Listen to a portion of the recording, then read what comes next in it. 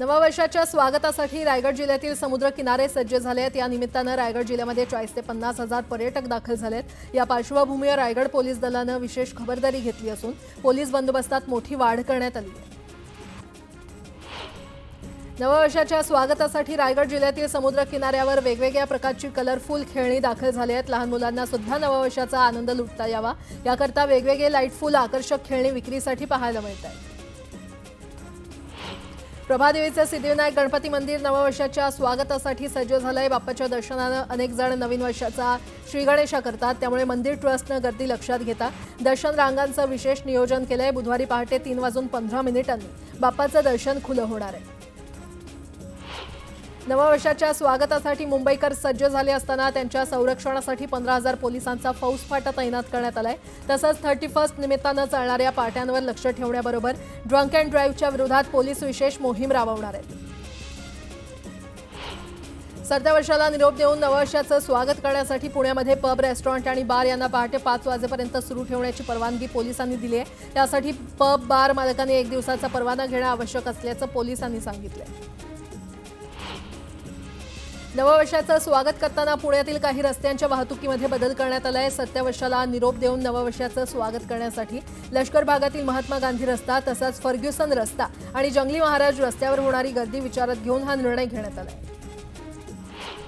नववर्षाच्या पार्श्वभूमीवर 31 डिसेंबरला पुणे पोलिसांनी खबरदारी घेतली आहे। त्या अनुषंगानं सर्वच पोलीस ठाण्यांतर्गत बंदोबस्त तैनात करण्यात आलाय। शहरभरात 3,000 पोलीस अंमलदारांसह अधिकारी बंदोबस्तावर राहणार आहेत।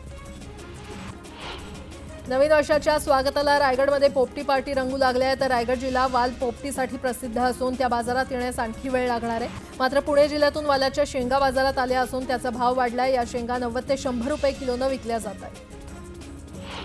नववर्षाच्या पूर्वसंध्येला मुंबई शहर आणि उपनगरातील समुद्र किनारे तसंच पर्यटन स्थळी पर्यटकांची गर्दी होते। हे लक्षात घेऊन बेस्ट उपक्रमातर्फे अतिरिक्त बस फेऱ्या चालवण्यात येणार आहेत, त्यामुळे रात्रीच्या वेळी पर्यटकांची गैरसोय टळू शकेल।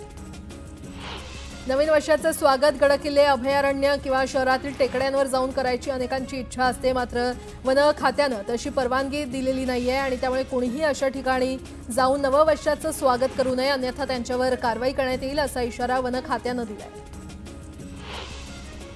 खासगी बस चालकांनी कोकणात गोव्याला जाणाऱ्या खासगी बस भाड्यामध्ये अव्वाच्या सव्वा वाढ केली आहे। त्यामुळे मुंबई ते गोवा खासगी बसच्या भाड्यानं सोमवारी दिल्लीच्या भाड्याशी स्पर्धा केली। इतर वेळेस वातानुकूलित शयनयान गाडीचं मुंबई ते गोवा 1,000 रुपये असणारं तिकीट 3 ते 5,000 रुपयांना विकलं गेलंय। दिवावासियांना लवकरच क्लस्टर योजनेचा लाभ मिळणार आहे। अनधिकृत घरांमधून अधिकृत घरामध्ये प्रवेश होणार आहे। उपमुख्यमंत्री एकनाथ शिंदे यांनी दिवा महोत्सवात ही घोषणा केली आहे। नवीन डाळींची आवक होत असल्यामुळे बाजारभाव नियंत्रणात येण्यास सुरुवात झाली आहे। यामुळे वर्षाअखेरीस ग्राहकांना दिलासा मिळालाय। हरभरा डाळ 85 ते 92 वरून 75 ते 85 वर आली आहे, तर मूग डाळीचे दर हे 85 ते 95 वर आले। भाजीला चव येण्यासाठी दिली जाणारी लसणाची फोडणी महागलाय। 100 रुपये किलोनं मिळणारा लसूण 600 रुपये किलोवर पोहोचलाय। मात्र चीनमधून आलेला लसूण मुंबईतील मालाड, कांदिवली आणि बोरिवली या ठिकाणी सर्रासपणे रात्रीच्या वेळी गल्लोगल्लीमध्ये फिरून 300 रुपये किलोनं विकला जातोय।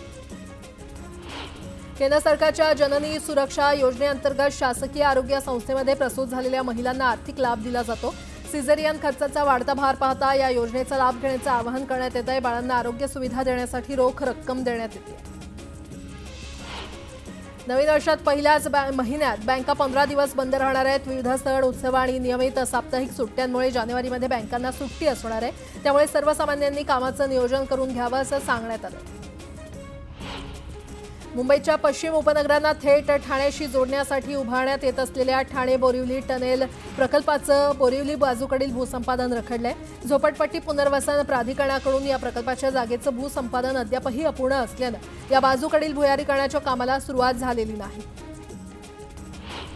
नववर्षाचं जल्लोषात स्वागत करण्यासाठी नागरिक पर्यटन स्थळी जातात, मात्र ऐन वर्षाअखेरीस रेल्वेचं तिकीट आरक्षित करण्याची यंत्रणा बंद ठेवण्यात आली आहे आणि त्यामुळे प्रवाशांना त्रासाला सामोरं जावं लागेल। विदर्भ, खानदेश, कोकण आणि गोवा यांना जोडणाऱ्या नागपूर मडगाव विशेष रेल्वेगाडीच्या सेवेमध्ये वाढ करण्यात आली आहे। या विशेष रेल्वेगाडीची सेवा 1 जानेवारीपासून पुढील सूचना मिळेपर्यंत सुरू राहणार आहे। तर या रेल्वेगाडीला सावंतवाडी रोड इथे अतिरिक्त थांबा देण्याचा निर्णय रेल्वे मंडळानं घेतल्यानं हजारो कोकणवासी प्रवाशांना दिलासा मिळेल। आरटी अंतर्गत विद्यार्थी नोंदणीला जानेवारीमध्ये सुरुवात होणार आहे। त्यासाठी आतापर्यंत 2300 शाळांनी नोंदणी केली आहे। या शाळांमधील विद्यार्थी नोंदणी प्रक्रिया जानेवारीच्या दुसऱ्या आठवड्यात सुरू करण्याचं शिक्षण विभागाचं नियोजन आहे। देशातील सर्वात मोठं बंदर म्हणून अत्याधुनिक बंदरात सध्या खासगी 5 बंदरं कार्यरत आहेत। JNPAतून वर्षभरात 75 ते 80 लाख कंटेनर मालाची वाहतूक होते। लाडकी बहीण योजनेतील महिलांच्या संख्येमध्ये वाढ झाली आहे। तब्बल 5 लाख लाडक्या बहिणींची आधार जोडणीच्या माध्यमातून संख्या वाढली आहे। त्यामुळे लाडक्या बहिणींची संख्या 2,52,00,000वर पोहोचली आहे। स्थलांतरित कामगारांवर लक्ष केंद्रित करून त्यांना स्मार्ट रेशन कार्ड देण्यात यावं, तसंच ते कोणत्याही राज्यातील असले तरी सुद्धा त्यांना येथील दुकानात धान्य मिळायला हवं, अशा सूचना मुख्यमंत्री देवेंद्र फडणवीसांनी दिलेल्या आहेत। दिल्ली ते श्रीनगरला थेट जोडणारा रेल्वे मार्ग जानेवारीमध्ये सुरू होणार आहे आणि या मार्गावर वंदे भारत एक्सप्रेस सारख्या लक्झरी गाड्या देखील चालवण्याची तयारी सुरू आहे। पंतप्रधान नरेंद्र मोदी स्वतः दिल्ली ते श्रीनगर असा पहिल्या वंदे भारत एक्सप्रेसनं प्रवास करणार असल्याची माहिती आहे। बोरली, मांडला आणि मुरुडसह तालुक्यातील विविध ठिकाणी भटक्या कुत्र्यांनी दहशत माजवली आहे। तालुक्यामध्ये वर्षभरात 143 जणांचा कुत्र्यांनी चावा घेतलाय। त्यामुळे भटक्या कुत्र्यांच्या त्रासापासून सुटका कधी मिळणार असा सवाल नागरिक पालिकेला विचारतायत। पणन मंत्री जयकुमार रावल यांनी मुंबई APMCचा दौरा केला। यावेळी धोकादायक घोषित केलेल्या कांदा बटाटा मार्केटच्या इमारतीची पणन मंत्र्यांसह संचालकांनी पाहणी केली। 100 दिवसांच्या अजेंड्यामध्ये मुंबई APMCचे धोकादायक कांदा बटाटा मार्केट आणि रखडलेला एल-शेप पुनर्विकासाचा विषय घेण्यात आला असून तो प्राधान्यानं सोडवला जाईल असं आश्वासन जयकुमार रावल यांनी दिलंय। अंधेरी पश्चिम ते दहिसर मेट्रो 2A आणि गुंदवली ते दहिसर मेट्रो 7 मार्गिकेवरून प्रवास करणाऱ्या प्रवाशांची पर्यावरणपूरक प्रवासाला पसंती वाढते। या मेट्रो मार्गिकेवरून प्रवास करणारे तब्बल 62% प्रवासी डिजिटल माध्यमातून तिकीट काढून प्रवास करतायत। महाराष्ट्र प्रदूषण नियंत्रण मंडळानं मुंबईतील प्रदूषण नियंत्रणात आणण्यासाठी कठोर पावलं उचललेली आहेत। या अंतर्गत मुंबईत यापुढे नवीन व्यावसायिक RMC प्रकल्पाला परवानगी दिली जाणार आहे आणि तसंच सध्या कार्यान्वित असलेले RMC प्रकल्प बंदिस्त करण्याचे निर्देश देण्यात आले। पिंपरी पालिकेच्या कर आकारणी आणि कर संकलन विभागानं थकबाकीदारांवर धडक कारवाई सुरू केली आहे। 2 दिवसात तब्बल 128 मालमत्ता सील केल्या आहेत, तर पुढील कारवाई टाळण्यासाठी कराचा भरणा करण्याचं आवाहन पालिकेनं केलंय। सिडकोनं नवी मुंबईमध्ये या वर्षभरात तब्बल 2100 अनधिकृत बांधकामं निष्कासित केली आहेत। यात नैना क्षेत्रासह नवी मुंबई, पनवेल आणि उरण या परिसरातील बांधकामांचा समावेश आहे। अनियमितता, नियमभंग आदींचा ठपका ठेवत बँकांवर आकारण्यात येणाऱ्या दंडामध्ये दुप्पट वाढ केली तरी बँकांविषयी येणाऱ्या तक्रारी कमी झाल्या नाहीयेत आणि बँका आणि वित्तीय संस्थांविरुद्धच्या ग्राहकांकडून करण्यात येणाऱ्या तक्रारी वाढत आहेत असा अहवाल RBIनं दिलाय। घाटकोपर होर्डिंग दुर्घटना प्रकरणातील आरोपी व्यावसायिक अर्शद खान अखेर 7 महिन्यांनी गुन्हे शाखेच्या जाळ्यात अडकलाय। लखनौ येथून त्याला अटक केली असून या प्रकरणात अनेक बडे मासे अडकण्याची शक्यता वर्तवण्यात येते। UDAS+ प्रणालीमधून पूर्व प्राथमिक तसंच इयत्ता 1ली ते 12वी पर्यंतच्या विद्यार्थ्यांची अपार ID नोंदणीसाठीची मुदत 28 डिसेंबर रोजी संपली आहे। मुंबईमधील 8,27,571 विद्यार्थ्यांची अपार नोंदणी पूर्ण झाली आहे। मुंबईतल्या बोरिवली नॅशनल पार्कमध्ये ट्रेकिंगसाठी गेलेल्या पर्यटकांवर मधमाशांनी हल्ला केला। यावेळी तातडीनं TDRF जवानांनी दाखल होत या सर्वांची सुखरूप सुटका केली। मुंबईत ऑनलाईन सेवा पुरवठादार कंपन्यांच्या ई-बाईकची वेडीवाकडी धोकादायक वळणं यामुळे नागरिकांसह पोलिसांची डोकेदुखी वाढली आहे। त्यामुळे वाहतूक पोलिसांनी धडक कारवाई करायला सुरुवात केली आहे। या मोहिमेअंतर्गत 11 दिवसात 672 ई-बाईक जप्त करण्यात आले। 2024 मध्ये 60 मेंदूमृत अवयवदात्यांनी अवयवदान केल्यामुळे 162 रुग्णांना जीवनदान मिळालंय। गेल्या वर्षीच्या 2023च्या तुलनेमध्ये 10 मेंदूमृत अवयवदान वाढले असल्याची माहिती मुंबई विभागीय अवयव प्रत्यारोपण समन्वय समितीनं दिली आहे।